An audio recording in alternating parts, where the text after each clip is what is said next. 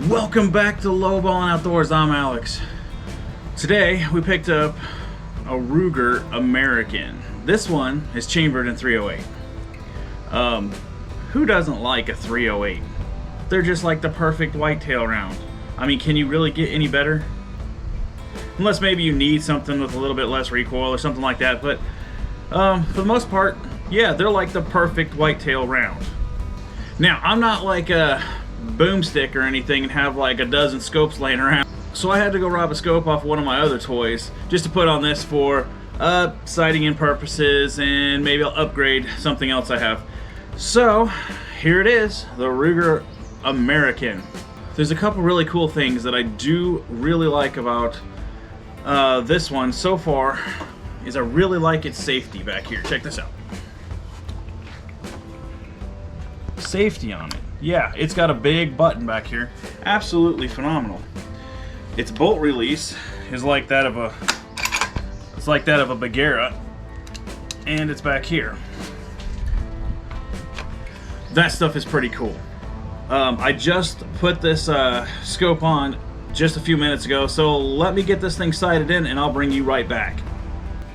Alright guys, so what we're going to do today is I have two different kinds of ammo. I have two different brands that we will be playing with today. This stuff is like the basics, the stuff that maybe you bought when you were a kid or something like that, that's not of the high-end ammo prices, but it is on the lower end. So that's kind of what we're after today. Just lower end, budget, anybody can do this. Okay, so first up we got the Federal 150 grains. And we have the Remington Core-Loks. Now what we're going to do is we're going to put up two targets down there at the 100, and we're going to shoot for groups kind of and see where we're at and see if it likes either one of these better. But if it doesn't, that means we get the hand load. Alright guys, I think today we're going to start out with the Remington first, and it will be on the left side of the targets that we're have out there at 100. And it is starting to heat up here in Missouri, so what we're gonna do is we're probably going to shoot up both of these. We'll go down and look at them. All right, so let's get them loaded up. Now one thing about this magazine that the Ruger has, it has kind of like the little spring catch, much better than the Savage Axis, I will say that. The first generation of the Savage Axis. The newer ones have, I do like the new magazines much better, but these ones aren't too bad. Okay, we got three loaded up, and let's go ahead and get these down there at that left side target. This is the first time actually running this test, or really running this thing other than just sighting it in a few minutes ago, so let's give it a shot.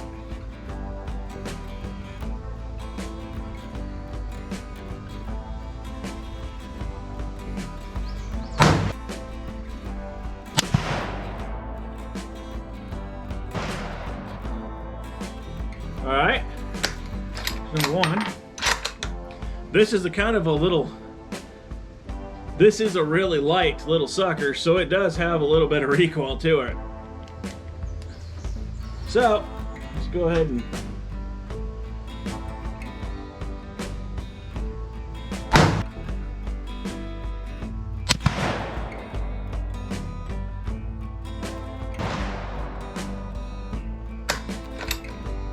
the bolt operation is pretty stiff, so I'm hoping that loosens up as we go.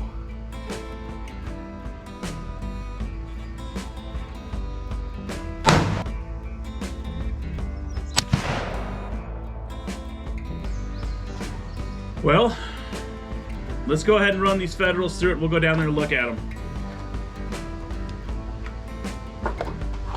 Again, these are the Federal 150 grain, and the Remingtons, they were also 150 grain, so it should be a pretty fair comparison to seeing what it's going to do.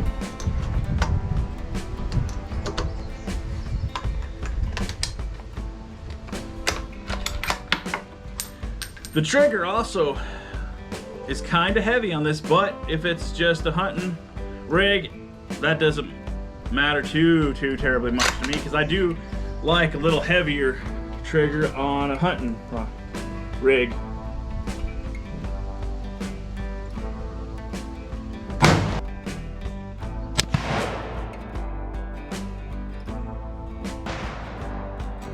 All right, first one's on the board.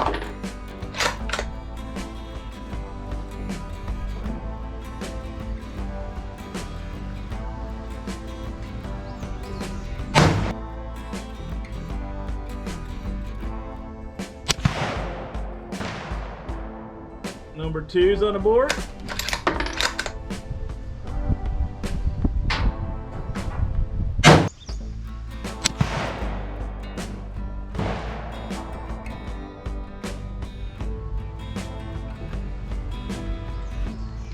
All right, well, let's run down there and check that out.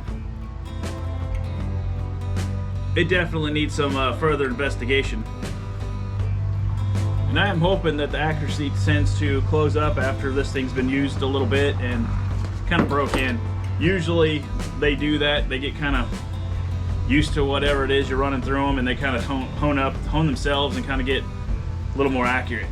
Well, let's look at those groups real fast. Here we go. Here is our first set with, focus. Here's our first set with the Remingtons. With the Remington core locks. 1, 2, 3. So, I mean, we're looking 5 inches maybe. Oh, we could definitely kill a deer with that, but let's go over here to the Federal stuff. Okay, now we'd run about the same really on our 3-shot group. You know, I'm sure there's a lot better